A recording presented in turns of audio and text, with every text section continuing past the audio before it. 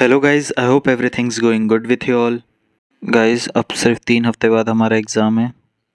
Okay guys, let's get back to the preparation updates. तो हमारे दिन की शुरुआत फिर से एक्सरसाइज के साथ हुई और इस बार कोर की एक्सरसाइज थी। Guys, if you want the dedicated video for the exam then comment section में बताइएगा कि मैं बताऊं कि मैं कुछ क्वेश्चंस कैसे सॉल्व करता हूं। एंड आप लोग के अगर मॉक में 120, 110, 130 या 90 जितने भी आ रहे हैं उसको इम्प्रूव कैसे करें या अ, और मतलब अच्छे नंबर कैसे लाएं। गाइस, सबसे पहले मैंने इंग्लिश का लेक्चर देखा जिसमें ये 100 प्रिपोजिशन मिस्टेक वाला लेक्चर था। ये लेक्चर काफ़ी बढ़िया है। इसमें आप लोग को क्लोज टेस्ट और बेटर कैसे करना है और एरर फाइंडिंग में भी आपको मदद मिलेगी इसमें। जैसे कि आप ये देख सकते हैं, इस सेंटेंस में लिखा है China is in north of India, China is to the north of India. इसमें से सही कौन सा है? तो China is to the north of India सही है। अब टू क्यों लगा है? क्योंकि चाइना इंडिया के बाहर है। अब अगर इंडिया का कोई स्टेट होता जैसे उत्तराखंड या दिल्ली, सो वो कहेंगे Uttarakhand is in the north of India. क्यों? क्योंकि उत्तराखंड इंडिया के अंदर है। वैसे ही कैस कोई साउथ का होता तो in the south of India. Guys, आप लोग के लिए मैथ्स का क्वेश्चन है। आप लोग इसे सॉल्व करके कमेंट सेक्शन में इसका आंसर ज़रूर लिखिएगा। एंड गाइस, ये एफकेट 1 2026 का टेक्स्ट बुक में पहला टेस्ट था, full test.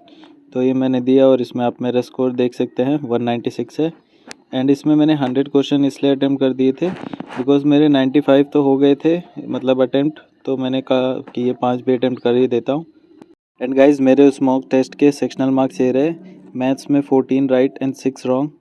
I know guys, maths में बहुत इंप्रूवमेंट की ज़रूरत है एंड आई एम ट्राइंग कि मैथ्स में और इम्प्रूव हो पाए एग्ज़ाम तक। And in GK 17 right and 8 wrong. I think it's good marks. And in English 24 right and 6 wrong, 66 marks. So I think it's good, but मैं consistency के साथ ही करना चाहूँगा। रीजनिंग में मेरे 19 करेक्ट हैं और 6 रॉन्ग है। तो रीजनिंग में मेरे को बहुत ही इम्प्रूवमेंट करना है और ऑलमोस्ट परफेक्ट तक ले जाना है। आई होप एग्ज़ाम तक ये हो जाए। गाइस, ये मेरा फर्स्ट एवर रीजनिंग का लेक्चर है।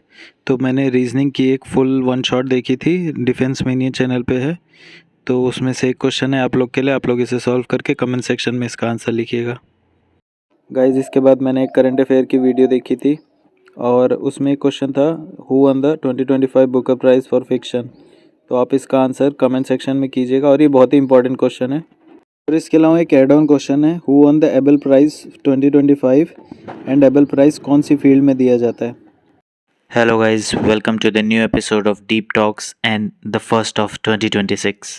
And the topic of the video is the art of handling pressure.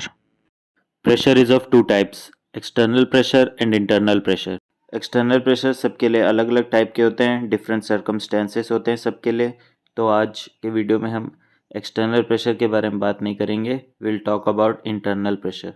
Internal pressure वो प्रेशर है जो आप खुद से खुद के लिए जनरेट करते हैं। Let me take an example. मान लीजिए आपने साल भर किसी कॉम्पिटिटिव एग्ज़ाम की तैयारी की और आपने तैयारी सही से की, बट एग्ज़ाम डे आया एंड उस दिन आपके साल भर की तैयारी सिर्फ उस एक दिन पे डिपेंड है। तो कहीं ना कहीं प्रेशर किक इन कर जाता है माइंड में। बट एग्ज़ाम से पहले उस प्रेशर को कौन कैसे हैंडल करता है, उसका इफेक्ट एग्ज़ाम के रिजल्ट में ज़रूर पड़ता है। बट मेन क्वेश्चन तो अभी भी रह गया ना कि प्रेशर हैंडल कैसे करें।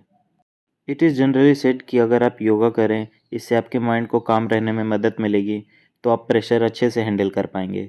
कहीं ना कहीं ये सच भी है, बट ये हर बार आपके काम नहीं आता है। द फर्स्ट थिंग इज़ आप अपनी प्रिपरेशन इतनी बेहतर रखिए कि जब एग्ज़ाम का टाइम आए तो प्रिपरेशन प्रेशर को कहे कि प्रेशर आप थोड़ी देर के लिए माइंड से बाहर जाओ, क्योंकि अभी मेरा वर्क करने का टाइम है।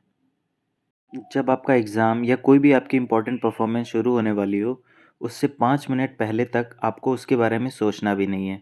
उस पर्टिकुलर डे पे आपको कुछ पॉजिटिव सोचना है, आपको अपनी अच्छी मेमोरीज सोचनी है, आपको कोई भी पॉजिटिव थॉट सोचना है। बट उस एग्ज़ाम के बारे में या उस परफॉर्मेंस के बारे में नहीं सोचना है। और लास्ट के जो 5 मिनट है वो आप परफॉर्मेंस को विजुअलाइज करने में लगाइए। देन इनफ टाइम रहेगा ही नहीं कि आप सोचें कि परफॉर्मेंस ख़राब हुई, एग्ज़ाम ख़राब हुआ तो क्या होगा।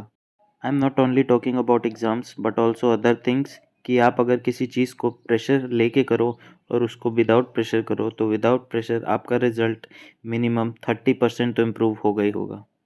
But yes, there is difference between being care free and being careless. आप लोग खुद को मिरर में देख के खुद से बात करें 2, 3 या 5 मिनट पर डे, और ये आपको प्रेशर हैंडलिंग में ज़रूर मदद करेगा। और प्रेशर हैंडलिंग एक्सपीरियंस के साथ ही आती है, वो एक्सपीरियंस जिससे आप कुछ सीखते हैं। प्रेशर को आप परमानेंटली रिमूव नहीं कर सकते without getting the desired result जो आपको चाहिए, मगर प्रेशर को आप तब तक तो रिमूव कर सकते हैं ना जब तक आप वो मेन काम कर रहे हैं जिस पर आपका रिजल्ट डिपेंडेंट है। और उसका बेस्ट मेथड यही है, बाय डाइवर्जिंग योर थॉट्स। और आपको खुद को इतना टाइम देना ही नहीं है कि आपके दिमाग में प्रेशर बिल्ड हो। Thank you guys for watching the video, see you next time, till then take care.